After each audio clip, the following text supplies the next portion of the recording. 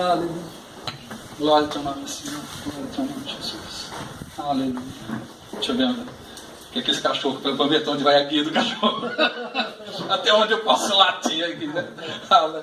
Aleluia. Tá beleza aí? Irmão? Calma aí, gente. Estamos dando início aqui a terceira aula. Falo terceira aula por causa da gravação. Que a primeira aula ficou dividida em duas partes. Tá, já está publicado. Estou só esperando a autorização do Ivan. Publicar público, né? Que já está no YouTube. Tá? Abri uma página para isso, Caminho da Esperança. Tá? Porque eu quero, doravante, de ter todo esse material registrado. Tudo que foi falado aqui, a gente registrar. Porque se eu creio na palavra que eu estou ministrando, e eu creio pela bem do céu, então não é sábio eu perder isso. Não, muito pelo contrário. Se a gente tem uma visão geracional, e hoje eu ministro algumas coisas da aposteira do meu pai espiritual, que morreu há 10 anos atrás, 15 anos atrás, e viveu 40 anos no Brasil. Então, se nós temos uma visão geracional, por que eu vou enterrar aquilo que Deus me deu? Muito pelo contrário, nós somos um bom filmar. Tá? Então, obrigado, brother. Então, o que acontece? Então, hoje nós vamos para a terceira aula. Estamos falando ainda sobre o ministério apostólico. Estamos estudando os dons ministeriais. Vamos lá para o primeiro. Apóstolo, profeta, pastores, evangelistas e mestres. Sabe, são 5 dons de governo da igreja.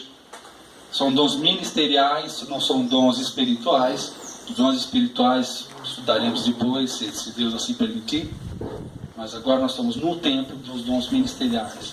Tá? E por que eu estou ensinando isso para vocês? Para ter mais uma matéria? Não é isso. Eu estou ensinando isso para vocês com motivo, um caráter prático. Quando eu reconheço uma unção profética, apostólica, pastoral, eu me conecto a ela.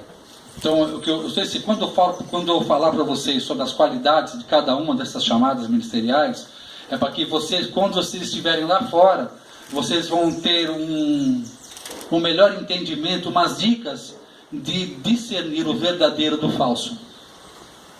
Para que vocês não percam tempo seguindo aquilo que não é verdadeiro. Então, quando a gente está ensinando isso, esses ministérios, é para que vocês aprendam, tá? Para pôr em prática. Eu sei isso em latim, sei isso em hebraico, sei isso em africano, sei isso em... Não, são coisas práticas, coisas que você vai... Tá mais para frente, está nas minhas anotações, mas eu já vou antecipar. Diz a palavra de Deus que Abraão andou na terra procurando uma pátria, uma cidade não edificada por mãos humanas. O que significa isso hoje? Procurar uma pátria. Procurar uma pátria significa procurar uma igreja. Procurar um lugar onde Deus vai se conectar comigo, onde eu vou me conectar com Deus. E por que fala uma cidade não edificada por mãos humanas? Significa um lugar onde não existe manipulação. Onde existem seres humanos, graças a Deus, mas a unção ela é genuína. É você procurar, você chegar no lugar e falar: aqui é o meu lugar em Deus. Achei o meu lugar em Deus. 1991, eu entro numa igreja, lá em Guarulhos, São Paulo. Entrei numa igreja e senti claramente: aqui é o meu lugar. Fiquei lá há 10 anos. Aqui é o meu lugar. Pá! E ali eu fui sendo edificado. Entende? Então vocês, porque vai ser necessário vocês acharem um lugar, uma igreja para vocês. Porque Deus não faz nada fora da sua igreja. A igreja pode ter defeito, a igreja pode ter carnalidade, competição, porque a igreja é feita de seres humanos. É como o jardim tem flores, mas também tem espinhos. Então, o que nós vamos aprender? A cheirar as flores, mas não tocar nos espinhos. Lá o pastor não ora para mim, aquela igreja é isso, então muda de igreja, cara, mas não muda o padrão de Deus. Deus sempre age dentro da igreja. Ali é o lugar. É ali que ele vai atuar em nossas vidas. É ali que nós vamos receber instrução. Ok? Beleza? Atos capítulo 2. Vamos lá?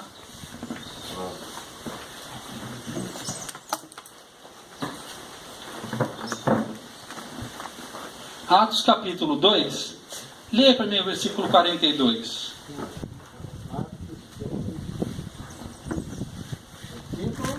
42.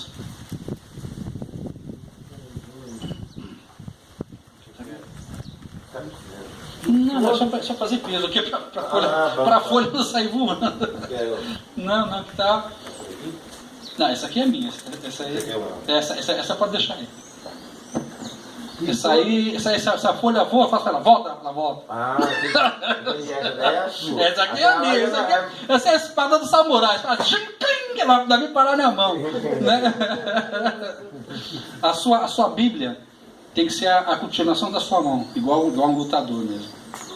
Sabe, chega um tempo que você pode nem lembrar exatamente o versículo, você sabe onde ele está na página, está aqui no cantinho superior esquerdo, porque as suas faculdades sendo treinadas, você vai se habituando com a tua espada, vai se habituando com o peso dela, é igual uma arma mesmo, você se habitua com o peso, você se habitua com o tranco, com a linguagem, exatamente.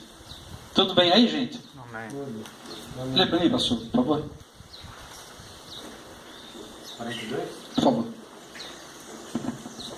E perseveraram na doutrina dos apóstolos e na comunhão, no partir do pão e nas orações. Boa. Já começo perguntando. E está aí. E perseveravam na doutrina dos apóstolos. Perfeito? É o que está escrito aí. Agora vamos lá. Vamos entender uma coisa.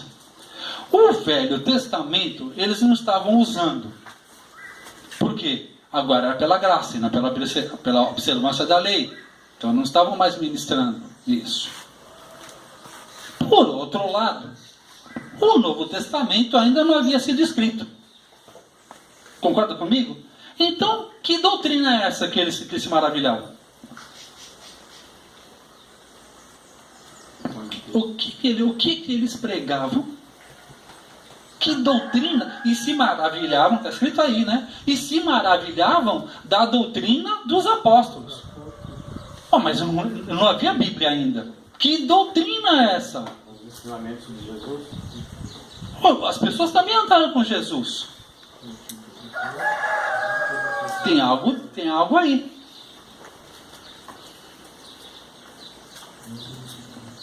E se maravilhavam da doutrina dos apóstolos. O que será? Eram os jeitos, né? Os jeitos de partir o pão, nas orações, nas intenções. Essa é a doutrina? Aqueles se maravilhavam. Olha, será que eles partiam o pão de uma maneira tão maravilhosa assim, né?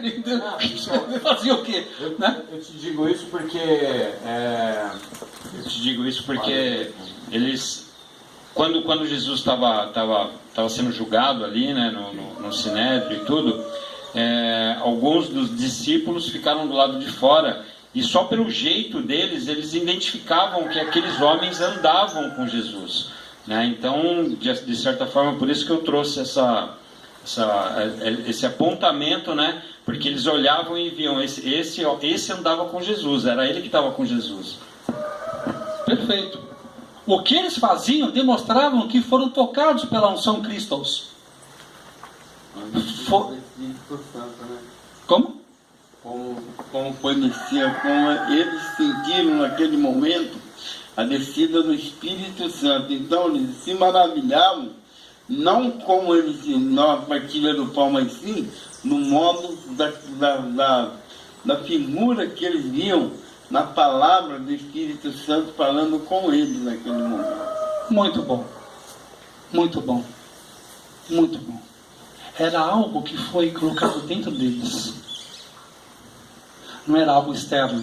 Isso aí, brother. Não era algo externo, mas era algo interno. Se maravilhavam da revelação que vinha dentro deles. Sendo pessoas, entre aspas, indoutas, eu não creio muito bem nisso, por uma questão de tradição judaica. Eu creio que eles conheciam bem a Bíblia, porque todo homem, a partir de 7 anos de idade, já tem que ser levado para a sinagoga para estudar. E se ele for bom, a sinagoga retém ele para ser um sacerdote. Tá? Então, mas esse é um outro estudo. Então, se maravilhavam do quê? Dos depósitos. Quando esses caras abriam a boca, saía algo que nunca tinha sido ouvido antes. Era algo que, apesar de novo, fazia sentido. Por que eu estou tocando nesse ponto? Porque essa é uma característica do apostólico. O apostólico é quando ele abre as janelas dos céus e traz revelação para nós. Mas ainda há algo novo a ser proclamado. Há muita coisa nova de Deus a ser proclamada. Hoje eu vivo realidade, eu tenho 30 anos de evangelho. Hoje eu escuto coisas que, se eu escutasse essas mesmas coisas há 10 anos atrás, ia me escandalizar. Eu não estava preparado, não tinha bagagem para receber o peso da glória. Por isso que Paulo fala, Paulo, foi dado a mim o mistério. Qual foi o mistério? Não o ministério, só disso. Qual foi o mistério de Paulo? A salvação também para os gentios. Foi um escândalo isso. Porque durante toda a existência humana, cria-se que a salvação era somente para os judeus. E através dos judeus seriam os oráculos de Deus, e através dos judeus levaria o evangelho. Mas os judeus eram o povo escolhido de Deus. E era uma verdade. Mas só que como eles abraçaram a verdade da salvação e ficaram reclusos à sua sinagoga, à sua condição de oráculo, e não se transformaram em proclamadores da palavra, Deus saiu disso e ampliou, dando ministério aos gentios. Isso foi um escândalo. Quer dizer que eles também são dignos de salvação? É. E por isso que Deus mudou, não mais pela lei, mas pela graça. Que pela fé a fé entra pela consciência humana. Que qual é a simplicidade da fé? A consciência que eu sou um pecador. Obrigado. Está falando de você aqui. Obrigado, Senhor. Não é nada melhor, cara, do que você falar de Jesus. Quando Jesus está do teu lado, você fala assim, ele está cutucado. Tipo assim, estamos juntos. Obrigado. Dupla consciência. Consciência que Ele é o Salvador. Segunda consciência, você é um pecador. Quando é manifestado essas duas consciências, Cristo o Salvador e eu um pecador, aparece e manifesta o maior milagre da terra. Salvation, salvação. Não existe maior milagre do que salvação. Eu me torno filho de Deus por adoção, por escolha. Eu vejo o sacrifício de Jesus por mim e digo, sim, papai, eu desejo ser teu filho. Então essa era a maravilhosa doutrina dos apóstolos que maravilhavam o povo. Então é isso que nós temos que esperar de verdadeiros ministérios apostólicos. Ministério apostólico não é abrir igreja. Véio. Um cara que abre igreja não quer dizer que ele é apóstolo. Ele pode muito bem abrir igreja e não ser apóstolo. A maioria dos apóstolos abre igreja. Mas nem todo mundo que abre igreja é apóstolo. Porque senão não é a minha capacidade humana. E porque há várias linhas apostólicas. Okay? Então a primeira coisa que nós temos que buscar num dom apostólico, que é interessante para nós, que é interessante para vocês, é alguém que esteja falando algo novo do reino de Deus, algo fresco, para o tempo presente, para o século 21, ou restaurando verdades antigas.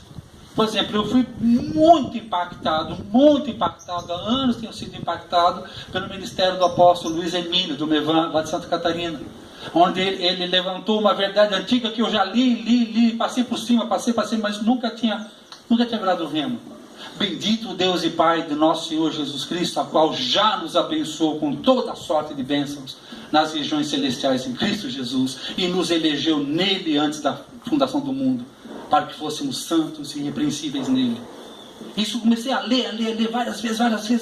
Aquilo ficou, porque tudo que ele vai repetindo, ele vai...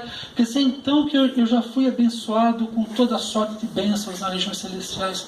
Quer dizer, e ele me elegeu nele antes da fundação do mundo. Então, eu não nasci do meu pai e da minha mãe, eu fui manifestado pelo meu pai e minha mãe. Então, Deus me elegeu nele antes da fundação do mundo. Então Ele me fez antes do mundo. Ele me fez e me amou. Então, ainda que eu tenha feito tantas coisas erradas, Ele já me amou primeiro. Ele me escolheu primeiro. Ele me criou antes da fundação do mundo, mas Ele me informou do meu pai e de minha mãe. Eu fui materializado pelo meu pai e minha mãe, mas eu fui planejado antes da fundação do mundo. Então, ainda que meu pai e minha mãe tenham me negado, ainda que eu tenha nascido numa condição ruim, ainda que eu tenha até nascido de um estupro, para mim não interessa a maneira como eu entrei no mundo, interessa a maneira como eu vou sair. É por isso que Jesus nasceu no estábulo, por isso que Jesus nasceu numa condição, para nós, bem contrária ao nascimento de um príncipe. Ele nasceu numa condição bem diferente daquilo que humanamente seria aceitável. Porque não interessa como ele entrou, interessa como ele saiu, cumprindo a boa, perfeita e agradável vontade de Deus para o Pai dele, que é o nosso Pai por adoção. Que é isso que é o encontro. Então é isso, parte disso, hoje que nós ministramos isso com, entre aspas, relativa facilidade. Há 2000 anos atrás era algo extremo. Sabe, o grego, o fenício, ele poderia ouvir, ele sabia que ele tinha acesso ao céu agora pela graça em Cristo Jesus. Ele poderia crer. Tanto é que o nome de Jesus é Jesus Cristo. Cristo é nome grego. Em hebraico é Yeshua HaMashiach. Isso aí em hebraico. Então, o nome dele, o primeiro Jesus Cristo, está em grego, não está nem no original. Então, nós falamos o nome dele até em grego, numa outra língua. Você vê que coisa maravilhosa. Era um nome que antigamente não podia nem se pronunciar o nome de Deus, porque era só dos judeus. Agora ele está disponível a todos nós. Ele está disposto a grande salvação. Né? Está uma porta, fala que não é uma porta estreita, não é uma porta larga. Graças a Deus, se fosse uma porta estreita a gente não entrava. É uma porta larga, é a cruz do Calvário. Pela fé nós entramos. Então isso era uma das doutrinas que maravilhavam as pessoas, a possibilidade de entrar pela graça. Ok? Beleza? Vamos lá. 1 Coríntios 2:4.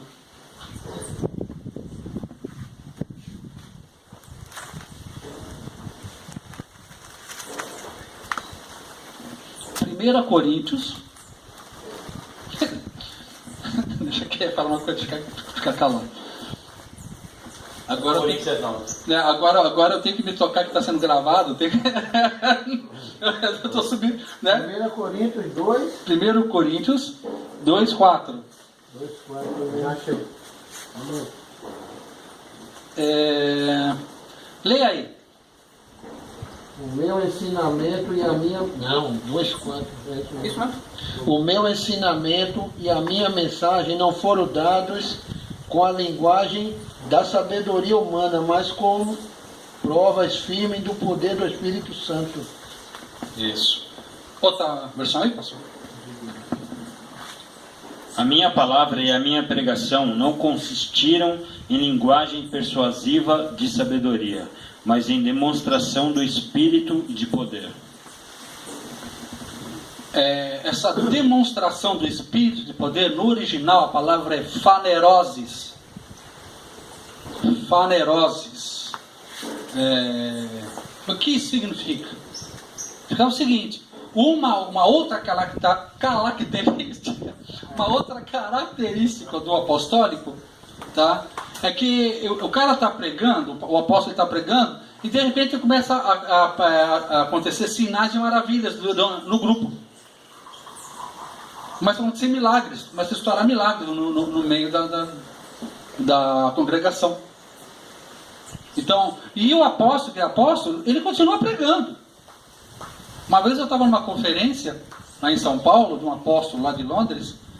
Ele foi para o púlpito, começou, devia ter mais ou menos umas 2.500 pessoas nesse congresso. E era assim, né? Tinha o salão, aí tinha a parte de cima, mezanino ali.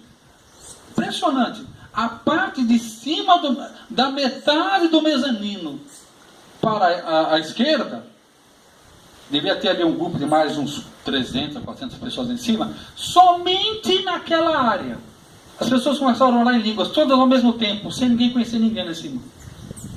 Ao mesmo tempo, se transformou num coral angelical ali, num coral do Espírito Santo ali. Somente ali. E o pessoal estava ali, todo mundo olhou para cima, ninguém entendeu nada. Ficou ali, ó. A pessoa orando em línguas, assim, o pessoal não se conhecia, tá? Talvez 3 ou 4 estavam juntos, mas um grupo, assim, 300 pessoas, ao mesmo tempo, começaram a glorificar a Deus ali, o Colin Dye.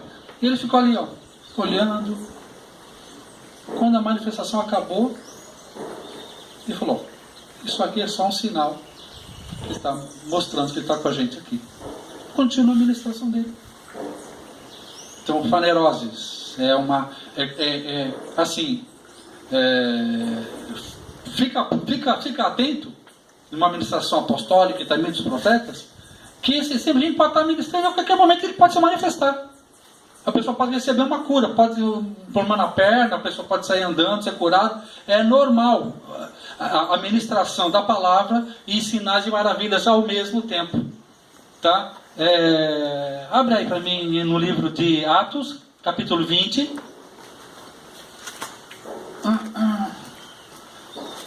Lê para mim aí do 7 a 12.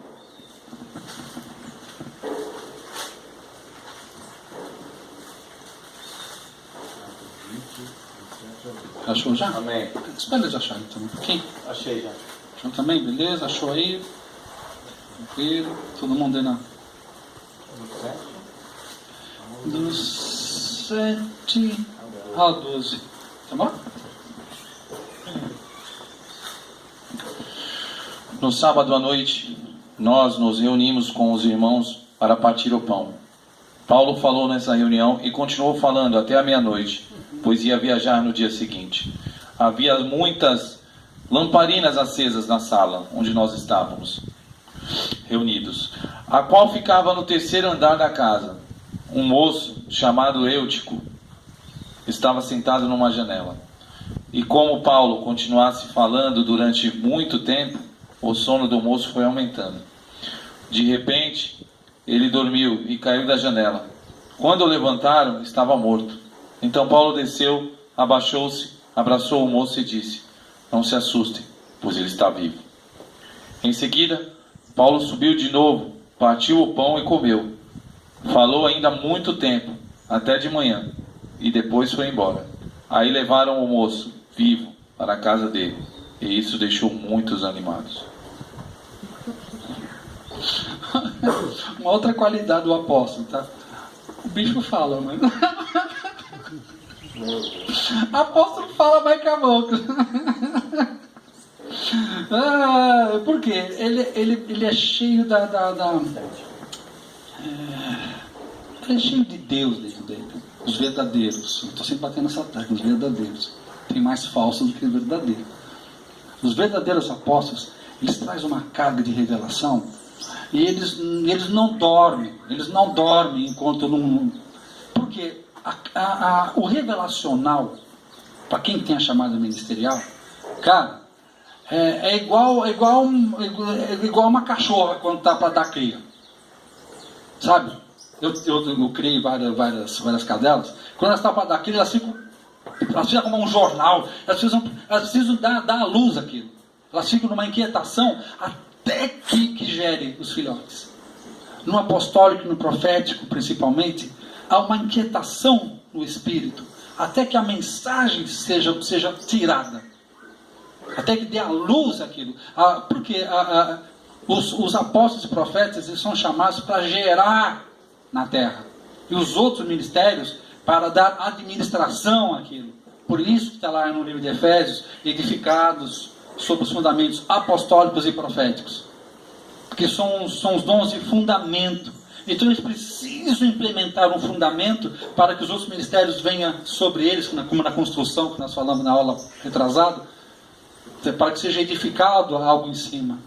Então ele não mede esforços, sabe, ele fica triste quando está numa congregação que ele está ministrando, as pessoas estão, né, não querem aquilo, as pessoas querem só oba-oba, porque ele é um edificador, sabe, o apóstolo, o apóstolo é aquele que eu te falei, né, o apóstolo são aqueles que Jesus chama pessoalmente para isso. Sabe, por que o apóstolo e os profetas, principalmente, eles recebem uma chamada pessoal de Cristo? Porque eles são mais espirituais que os outros? Não. Porque eles merecem mais que os outros? Não. Porque eles vão sofrer mais que os outros. Então você pega a Bíblia, você vai ver que Paulo fala: eu sou chicoteado para que você seja abençoado. Eu sou traído para que você seja santificado. Eu sou desprezado para que você seja reconhecido. Então o ministério apostólico e profético sofre as consequências, sofre a pena para que a igreja amadureça, para que a igreja seja feliz, para que a igreja ache o seu destino profético em Deus. Entende? Então é um ministério de sofrimento. Quando eu vejo certas coisas faladas e percebidas na televisão, sabe, sobre alguns apóstolos que aparecem lá, eu falo: nossa, Senhor, misericórdia. Não tem nada a ver com o apóstolo de Atos, o apóstolo que sofre as dores até ver Cristo formado em nós. É outra coisa, tá? Então você vê que ele no afã, na paixão de deixar os fundamentos estabelecidos nesse lugar, ele vai se estendendo no horário, aí por uma infelicidade o irmãozinho dá uma cochilada na pregação lá, estava morrendo, ele entende que ele deve ser um lugar alto, e ele está pendurado numa janela lá em cima. Para esse cara estar pendurado numa janela, que já não tinha mais lugar para ele ficar embaixo. Tá, então ele deu a cochilada, pum, caiu, Paulo foi lá, né? E pôs as mãos sobre ele, acorda ainda ouviu mais uma pá de hora ainda, né, de ministração. Tá? Então, uma outra característica do apóstolo: fala muito. Porque ele tem um desejo de transmitir o que está dentro dele, transmitir. Ok? Uma pergunta aí, alguém quer fazer um comentário, alguma coisa? Tá bom? Edson, você é uma bosta?